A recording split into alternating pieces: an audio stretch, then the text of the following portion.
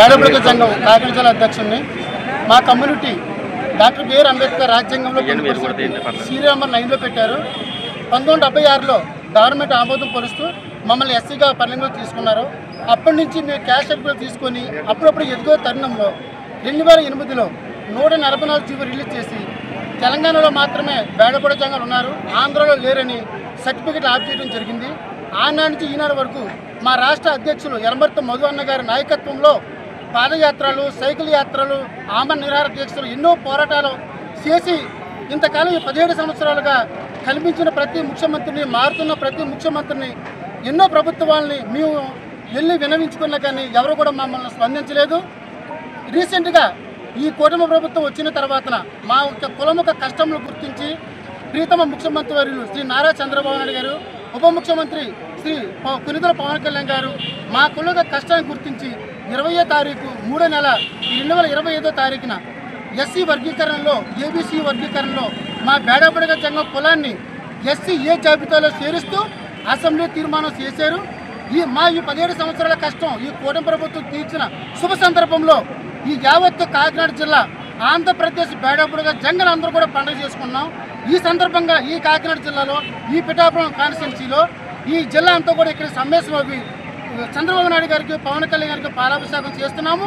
మా బేడబుడక సంఘం కులమంతా కూడా ఈ కుటుంబ ప్రభుత్వం రుణపడి ఉంటుందని తెలియజేస్తూ ఈ సందర్భంగా వారికి చేతులెత్తి దండం పెడుతున్నాను. దయచేసి ఈ కుటుంబ ప్రభుత్వం చంద్రబాబు గారి నాయుడు గారికి, పవన్ కళ్యాణ్ గారికి జీవితాంతం ఈ ప్రాణవనంత కాలం కూడా ఈ కులం రుణపడి ఉంటుందని తెలియజేస్తూ మేము రాజ్యాంగంలో 59 షెడ్యూల్డ్ కులాలలో మా ప్రారంభంగా ఉంటుంది.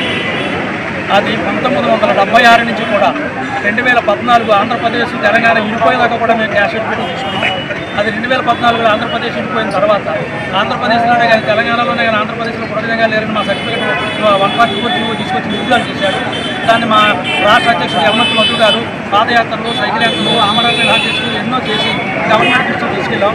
ఇప్పుడు ఉండవలసినట్టు మరి ఈ కూటమి ప్రభుత్వం మొన్న 20వ తారీఖున బేడబుడక సంఘాలు వన్ కమిషన్ ప్రకారంగా కమిషన్ వేశారు. కమిషన్లో తేలింది ఏంటంటే బేడబుడక సంఘాలు ఆంధ్రప్రదేశ్లో కూడా ఉన్నారు, వీళ్ళు మేము బ్యాచ్ చేస్తామని అసెంబ్లీలోని మా కులాన్ని ముందుకొచ్చి వీళ్ళు ఎస్ఐకి చెందినట్టు వాళ్ళని తీర్మానం చేశారు.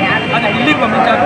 త్వరలోనే అది కూడా మాకు ఈ రాష్ట్ర ప్రభుత్వాలు సహకరించి మా జీవో మాకు అప్పచెప్పాలని కోరుతున్నాను. నేను రాష్ట్ర వర్కింగ్ ప్రెసిడెంట్ని బేడబుడక సంఘాలు హక్కుల పోరాట సమితి.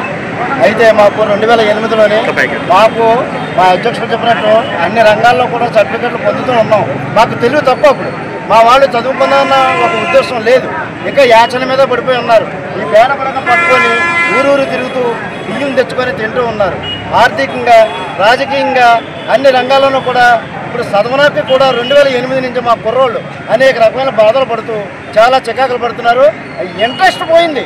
కానీ పవన్ కళ్యాణ్ గారు పిఠాపురం నెగ్గారు, ఇవాళ ఉప ముఖ్యమంత్రి. ఆయన మొన్న అసెంబ్లీలో సొంతంగా బుడగ జంగాల గురించి చెప్పాలని ఆయన మనసులో పెట్టుకొని చంద్రబాబు నాయుడు గారి దగ్గర ఉండగా ఏసీ శర్మ కమిషన్ కూడా వేయించారు గతంలోనే. అది అట్లాగే ఉంది, అది కూడా మేము నెగ్గాం. కానీ మాకు ఎటువంటి న్యాయం జరగలేదు.